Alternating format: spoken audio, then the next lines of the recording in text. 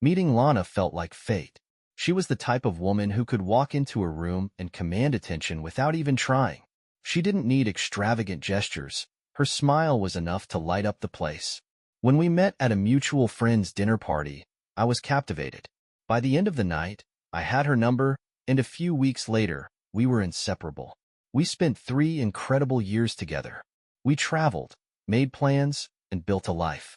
So, when I proposed to her at sunset on a quiet lakeside pier, she said yes before I could even finish the question.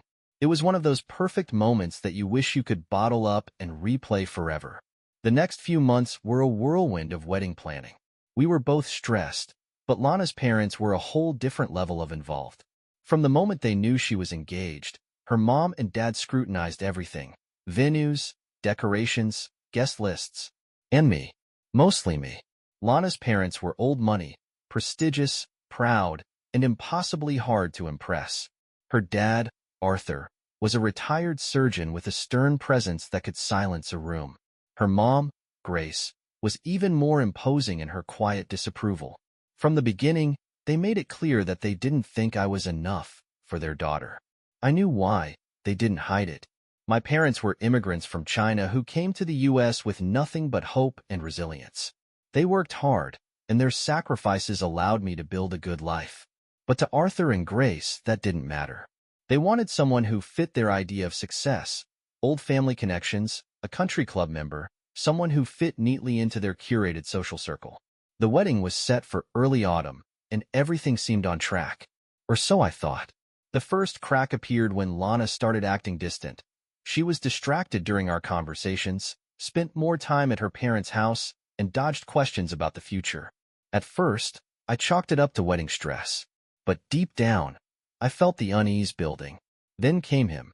His name was Evan, a tall, handsome family friend who was everything her parents adored. He was a corporate lawyer, drove a luxury car, and was practically their golden child. I'd met him once at a dinner party and immediately felt the chill in the air. The way Grace's face lit up when she talked to him, the subtle way Arthur nodded approvingly whenever Evan spoke. It was clear they saw him as the ideal son-in-law. I never expected what came next.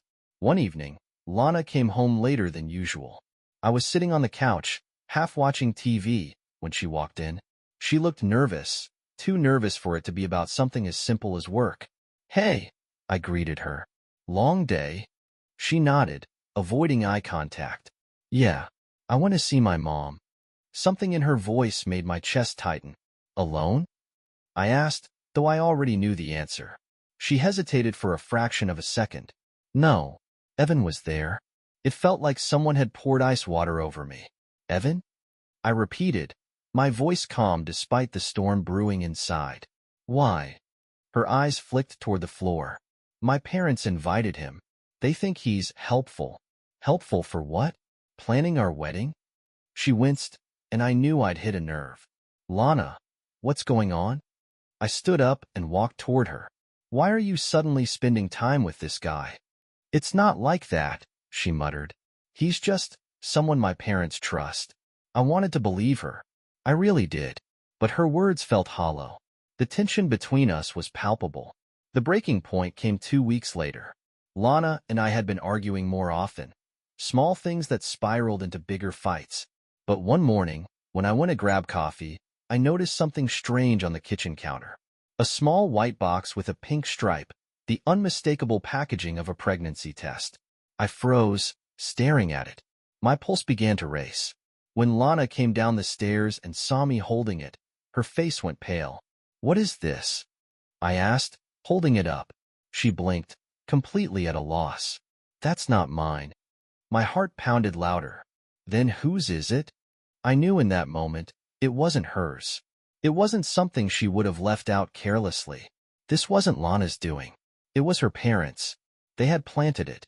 I could feel it in my gut.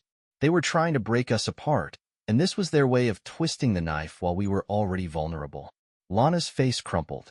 "Oh my God, they wouldn't." "Yes," I interrupted, my voice cold. "They would."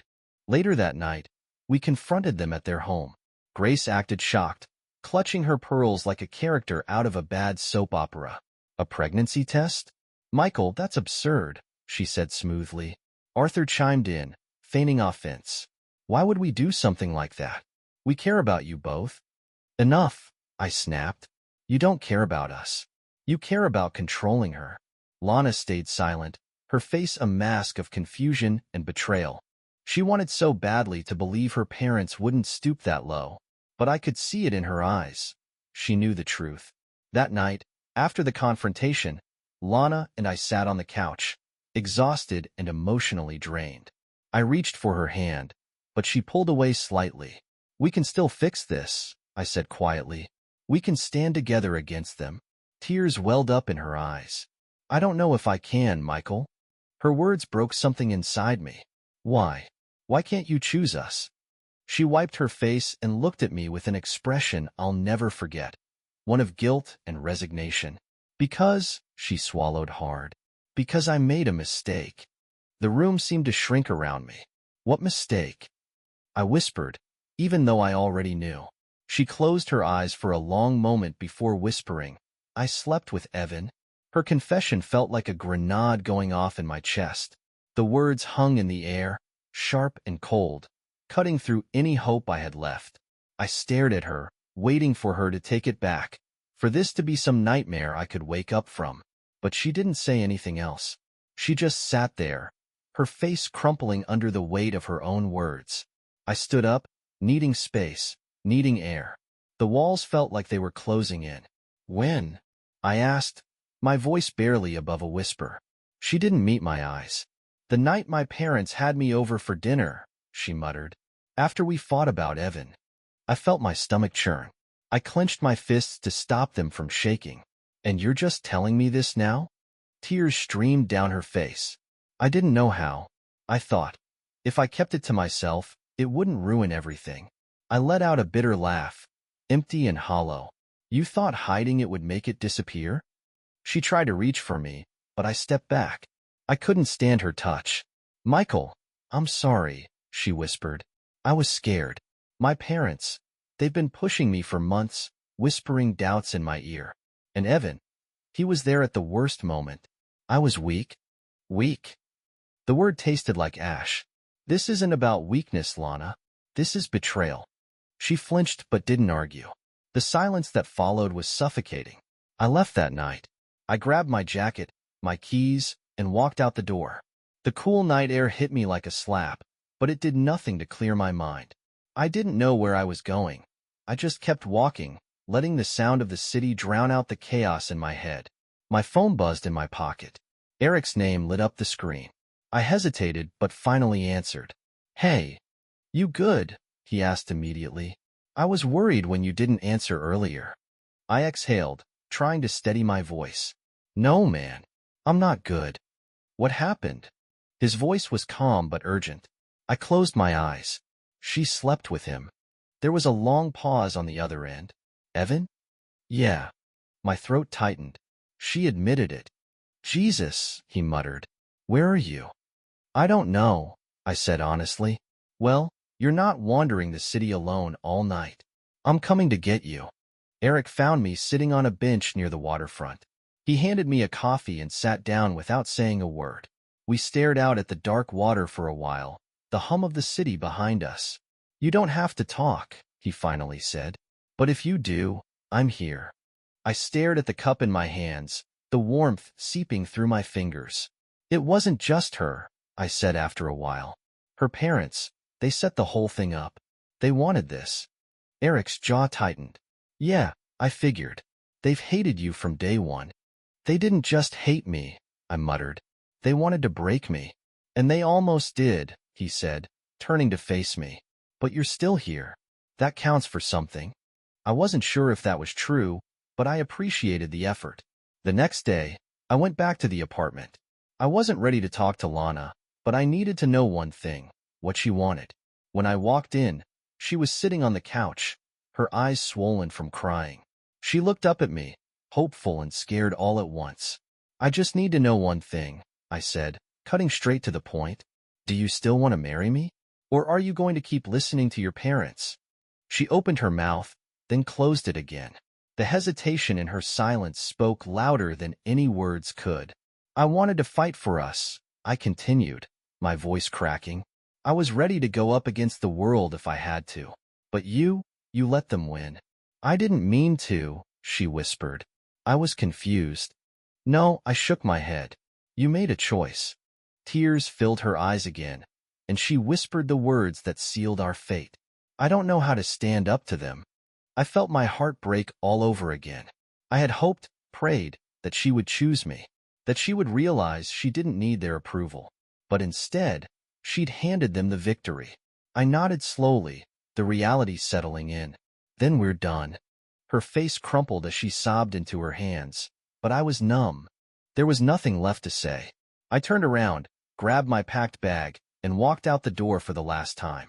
That night, I stayed at Eric's place. He didn't ask questions, didn't push me to talk. We sat in silence, beers in hand, as some forgettable sitcom played on the TV. You're going to be okay, Eric said eventually. I let out a slow breath. I hope so. You will, he insisted, and you'll come out of this stronger. I wanted to believe him, but the pain felt endless. 2 weeks later, I found out through mutual friends that Lana had moved back in with her parents. I wasn't surprised. She had returned to the people who had orchestrated the entire mess. But what stung the most was hearing that Evan was still around. They hadn't even tried to hide it. I wasn't angry anymore. I was exhausted. I was done trying to understand people who didn't value honesty, loyalty, or love. I was done trying to fix something that was broken from the start. I didn't hear from Lana again. She didn't text, didn't call. Part of me wondered if she felt relief, if she thought she had chosen the easier path by going back to the familiar. But deep down, I knew that path wouldn't lead to happiness. I wasn't perfect, but I had loved her with everything I had. I deserved someone who wouldn't let their parents, or anyone else, decide our fate. The weeks that followed felt like a blur. Silent mornings, sleepless nights, and that gnawing ache in my chest that wouldn't go away. I kept waiting for the moment when I'd wake up and the pain would be less, but it didn't happen. Not at first. Eric did his best to keep me busy. He dragged me out to basketball games, introduced me to his coworkers at happy hours, and made me laugh at the dumbest things. But no matter where I was or what I was doing, there was always that shadow of her, of us, lurking in the back of my mind. One evening, after yet another one-sided attempt to distract me, Eric sat me down on his balcony. The sunset was fading into a bruised purple sky. Look, he said, running a hand through his hair. You're going through hell, and I get that. But you're not the one who screwed up. They did. You've got nothing to be ashamed of. I know, I muttered, though it didn't feel that way. But knowing doesn't make it easier. Eric nodded, leaning back. You gave her your whole heart, man, and she chose someone else. Those words hit harder than I expected. I swallowed hard, staring out at the skyline. You ever feel like you weren't enough? Eric shook his head. No, and you shouldn't either. She wasn't good enough for you. If she was, she would have chosen you over them. Over everything. I didn't respond, but his words stayed with me. About a month later, I ran into someone I didn't expect to see. Lana's cousin, Rachel. We bumped into each other at a bookstore, of all places. She recognized me immediately and gave me a sympathetic smile. Michael, she said softly, like she was approaching a wounded animal. It's been a while. Yeah, I said, forcing a small nod. It has. We exchanged some awkward small talk before she cleared her throat and said, I never agreed with how things went down, the way her parents manipulated her. I looked up, surprised. You knew? Rachel nodded. Oh, I knew. I watched it all happen. They've been trying to steer her life since she was a kid. I felt a sharp pang in my chest. So this wasn't new? She gave me a sad smile. They've always had someone in mind for her. Evan was just the latest perfect choice. But you need to know something. Lana loved you. She really did. I wanted to believe her, but I shook my head. She didn't choose me. Rachel hesitated. Sometimes, love isn't enough when someone spent their whole life trying to live up to someone else's expectations. Her words lingered long after I left the store. A few days later, I got a message from one of our mutual friends. I wasn't prepared for what it said. Lana and Evan got engaged. My chest tightened. I stared at the message, rereading it over and over. Even though I tried to move on, the news felt like another punch to the gut. Not because I still loved her, but because it was proof that everything her parents had orchestrated had worked. They got what they wanted. I closed the message without replying and threw my phone onto the couch. The air felt too thick to breathe. That night, Eric came over with a six-pack and an unspoken understanding of what I needed. "You saw it, didn't you?" he asked as he handed me a beer. "Yeah." I exhaled slowly, trying to shake the weight off my shoulders. "She's marrying him." Eric shook his head. "You know what? Let them have their perfect, miserable life together." I raised an eyebrow. "Miserable?" Eric leaned forward, his eyes serious. "Do you really think she's going to be happy with him? She might have chosen the path of least resistance, but that doesn't mean it leads anywhere good. People who live to please others never really live." For the first time in weeks, I felt a flicker of relief. He was right. Whatever version of happiness she was chasing wasn't real. I started making small changes in my life. I went back to running, picked up some new hobbies, and made an effort to reconnect with old friends I drifted away from. Slowly, the pain became something I could live with. It was still there, but it wasn't all-consuming anymore. One night, while scrolling through my phone, I came across an old photo. Lana and me at a winter festival, bundled up and laughing at something silly. I stared at it for a moment, then deleted it. Not out of anger, but because I didn't need to hold on to it anymore. A few weeks later, I ran into Grace at a cafe downtown. She was sipping tea, perfectly poised as always.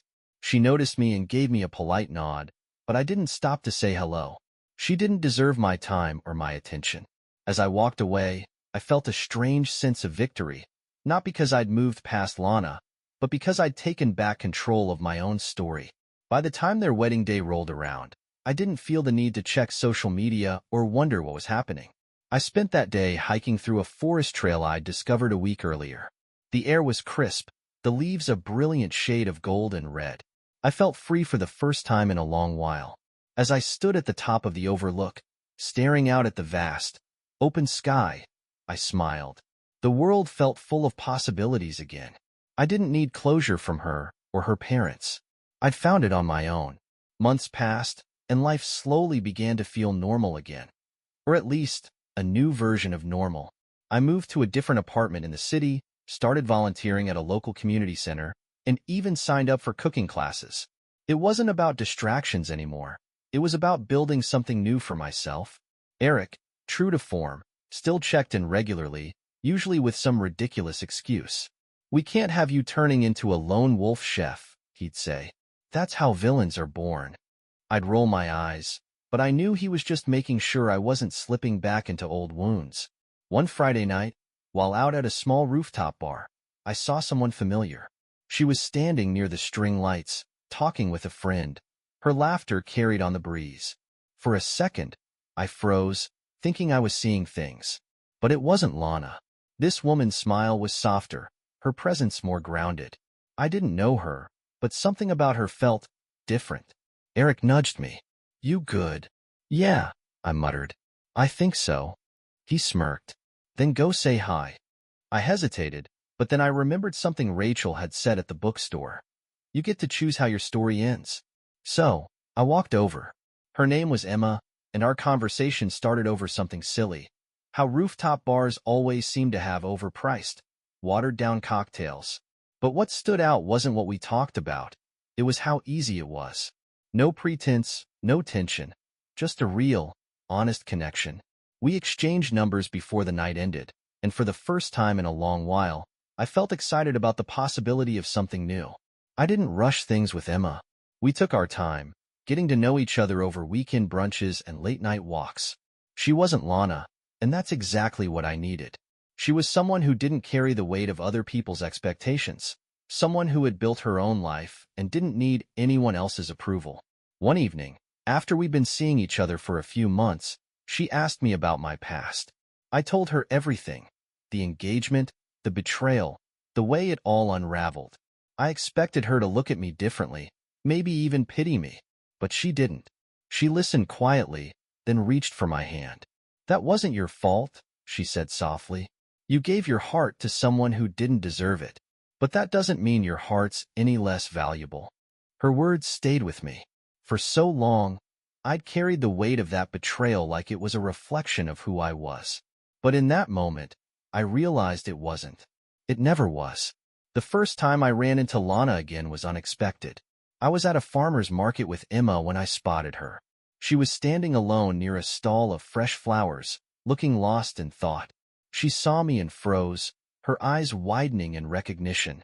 For a second, I thought about walking away. But Emma squeezed my hand gently, grounding me. I walked over, keeping my expression neutral. Lana. Michael, she breathed. Her voice was soft, almost hesitant. We stood there in awkward silence for a moment before she spoke again. You look good. Thanks.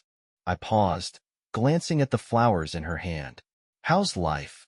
Her smile faltered. Complicated. I nodded slowly. I figured. She looked down, her fingers brushing the petals of a sunflower. I'm sorry. For everything.